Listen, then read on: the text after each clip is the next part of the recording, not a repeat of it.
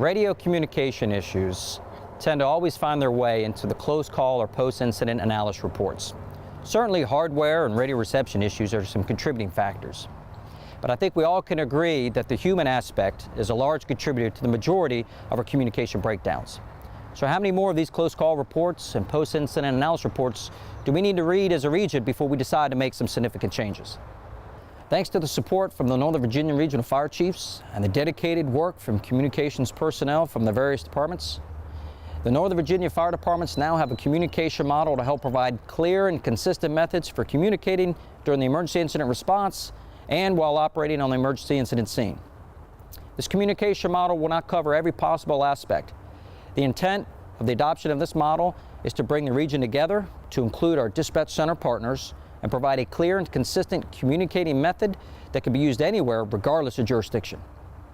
It is understood that this communication model will take some time to get used to from the various departments in the region, but the Northern Virginia Regional Fire Chiefs and the communication staff from the various departments are committed to improving our interoperability. Public safety communications transitioned away from radio codes to plain language years ago in the interest of interoperability. However, this change has resulted in widespread use of conversational language and substantial variation in terminology. Feasibly, the officers from the 4 engine companies assigned to a building fire could describe incident conditions differently in their on-scene reports. Conversational language occupies radio time and is frequently ambiguous. For example, Charlie Division to truck 425. When you get a chance, I need you to bring a 35-foot ladder to me back here, okay? Versus truck 425 from Charlie Division, 35-foot ladder to side Charlie. The latter eliminates 12 words. Using the same terminology and limiting radio traffic to pertinent information on the fire ground is critical to effectively and efficiently mitigate the incident. Excessive and unnecessary radio traffic has a negative impact on operations and can make it difficult for unit officers to communicate critical information to the command post, as well as making it difficult for the incident command to communicate to crews within an IDLH. The 4Cs communications model provides a clear process that shortens the time frame to communicate and allows for more open air time should the need arise to transmit critical or emergency radio traffic. The Nova region has adopted the 4Cs communications model in an effort to relay the correct information over the radio. The 4 C's of communication are connect, convey, clarify, and confirm. The first C is connect. This very basic premise stands for the undeniable principle that before the sender can effectively transmit the desired message, he or she must connect with a receiver. The National Fire Academy command and control method of transmission is preferred. Instead of leading off the transmission with the sender's designator, like the current practice, the sender leads off with the recipient's designator, as we do in our everyday speech. As is the current practice, the sender calls the receiver in the following manner. Engine 408 to Fairfax. In service. CAD's not updating. With the proposed change, all radio communication will take on the following format. Fairfax from command. I'm ready for command channel. The second C is convey. Once connected with the receiver, the sender can convey the message. Engine 408 from command. Engine 408. Take your line to floor number 2. Radio users must convey their message concisely and to the point. Command has concisely conveyed a directive. It is important to note that there is no conversation here, as there is no room for conversations in incident scene communications. Common phrases such as, I need you to, or are you able to, and pleasantries like please and thank you must be eliminated from all radio transmissions. In an effort to eliminate ambiguous words and phrases and to reduce confusion, Fire and Rescue Department personnel should use the following terminology when describing fire and smoke conditions, operational modes, and whenever answering the sender.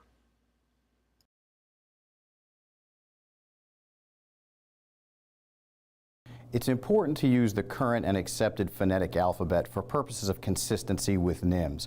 Looking at a regional approach, the COG jurisdictions have all accepted the fact that now, under NIMS, we use what has traditionally been known as the aviation or military phonetic alphabet, whereas we did a period of time where we're using the police phonetic alphabet.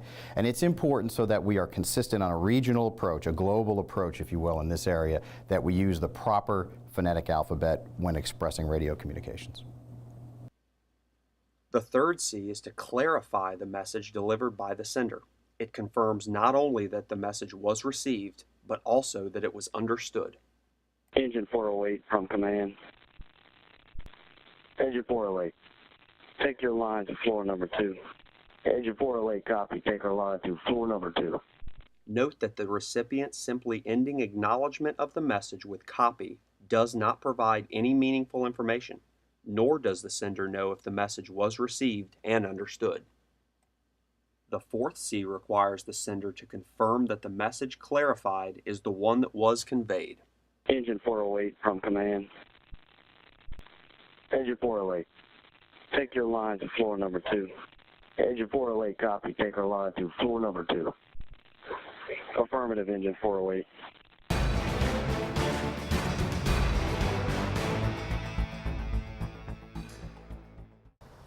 Unit officers are encouraged to connect directly with the receiver rather than through the dispatch center. This not only saves time, but eliminates the chance for confusion while trying to translate the message. The dispatcher will always play a critical role in the incident.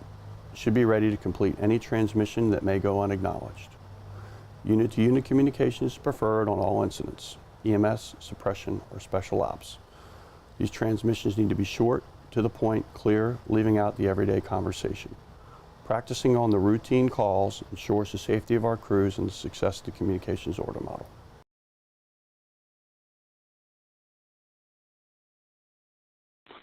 Engine 409 to Fairfax. Have medic 409 come to the 3rd floor with their stretcher when they arrive.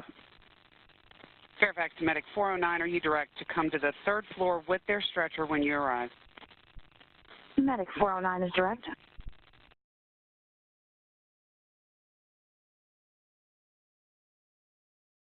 Medic 409 from engine 409.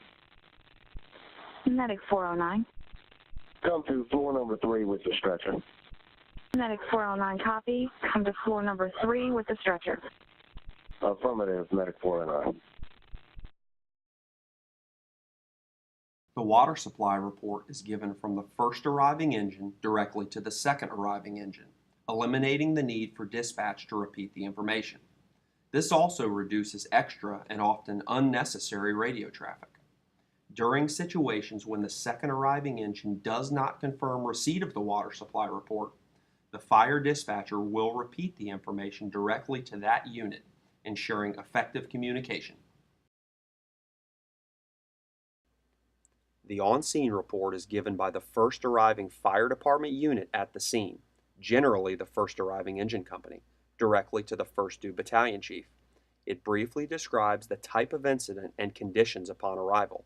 Again, the fire dispatcher must remain vigilant to copy all radio traffic, to update the CAD, as well as to ensure effective communication should a breakdown occur. After the on-scene report is transmitted, the fire officer will exit the apparatus and take a lap of the structure, viewing all sides, performing further size-up. The situation report is given directly to the first due battalion chief after the fire officer completes the lap of the structure. The purpose of the situation report is to size up the situation, describe the extent of the problem, give a brief description of actions they will take, request additional resources, and make a command statement. The fire dispatcher will transcribe all pertinent information into the event summary on the CAD and remain ready to carry out any request of units assigned to the event. The incident commander, usually a battalion chief, will give all progress reports directly to the fire dispatcher on the command channel, if established. Progress reports are radio reports that provide information on the evolution of an incident. Progress reports may indicate that an incident is continuing to escalate or is being brought under control.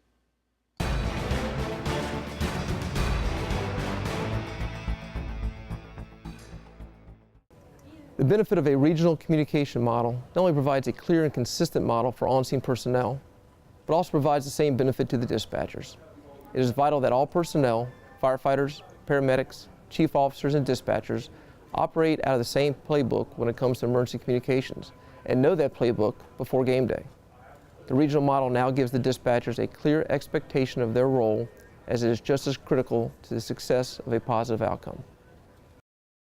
To account for the safety of all personnel on an incident, it is still imperative for the dispatcher to record all pertinent information like water supply location, on-scene report, and request for additional resources in the incident notes. In addition, the dispatcher must be able to provide this information if a unit did not copy the original communication. Engine 208 from engine 426. I'm laying the line from the hydrant in front of 4900 Beauregard Street. Fairfax to engine 208. Engine 208. Engine 426 is laying a supply line from the hydrant in front of 4900 Beauregard Street. Engine 208, copy. Hydrant at 4900 Beauregard Street. The dispatcher will relay pertinent incident supplements to the incident commander or first due battalion chief, like a report of people trapped, unit lineup changes, etc. For incidents involving multiple units from neighboring jurisdictions, the dispatcher should provide those units with one GA only after all of those units mark en route, eliminating the need to repeat the information multiple times. Engine 208 and truck 208 are en route. 10-4 engine 208 and truck 208 at 1412 hours. Battalion 212 is en route. 10-4 Battalion 212, engine 208, truck 208, and Battalion 212, box 2694 for a fire in a garden apartment. 4904 Beauregard Street, apartment 304. It's going to be for reported kitchen fire. Engine 208, you are second due. Truck 208, you're going to be first due. Battalion 212, you are second due at 1413 hours.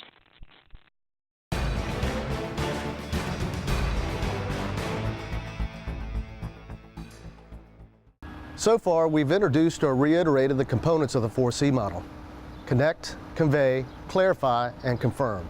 However, if you can't connect, no component of the 4Cs will be of any use. The physical act of connecting on the fireground can be complicated by three main factors: hardware, user, and environmental issues. They could be in the form of broken parts or components on your portable radio, dry-rotted antennas, broken or loose knobs, cracked or damaged screens, non-functioning soft keys, or any component of your remote speaker mic system can adversely affect your ability to transmit on the fireground. Many of those issues can easily be identified during morning check with a detailed inspection. While in the IDLH, the best practice for reliable communications is to move the RSM to the SCBA facepiece voice emitter on the user's left side. Holding the microphone directly on the voice emitter, not on the amplifier, while speaking in a normal tone and volume will guarantee a clear transmission. Yelling will only degrade the quality of the voice transmission and negatively change the tempo of the incident. Another significant issue observed on the fireground is feedback from radios in close proximity. The trunked radio system produces a small delay between the time the user speaks and is heard over other radios. If other radios are in close proximity to the person transmitting, the feedback will cycle with an echo, likely rendering the transmission inaudible. Radio feedback can be reduced or eliminated by either placing the RSM against the voice emitter or having surrounding firefighters turn their radios down to 1/4.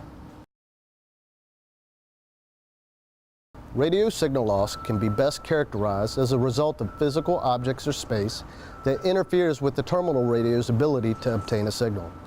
Similarly, there are factors, some we can control and some that we can't, that increase the loss in the radio signal required to hit the radio system and achieve connectivity. Unfortunately, we cannot increase a signal at the pump panel. Therefore, we must understand what contributes to the signal loss, how to avoid it, and what to do if you can't avoid detrimental signal loss factors. Signal loss factors we cannot control.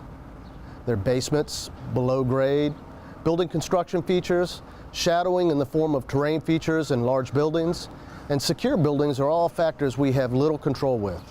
Identification is the first tool, with talk around being the second tool. Signal loss factors we can control. The human body is made up of between 50 and 75% water, which can absorb radiated energy, especially when the antenna is against the body.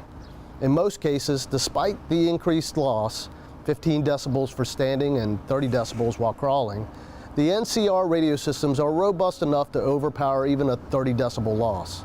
However, in cases where the user may be in marginal signal areas or in a position with the radio against the body, it may prevent transmission and receiving capabilities. The user must understand the limitations of the radio system versus signal loss contributed by static and dynamic barriers. Users will experience a significant improvement in portable radio performance if 7 inches of separation is maintained between the portable radio antenna and the user's body.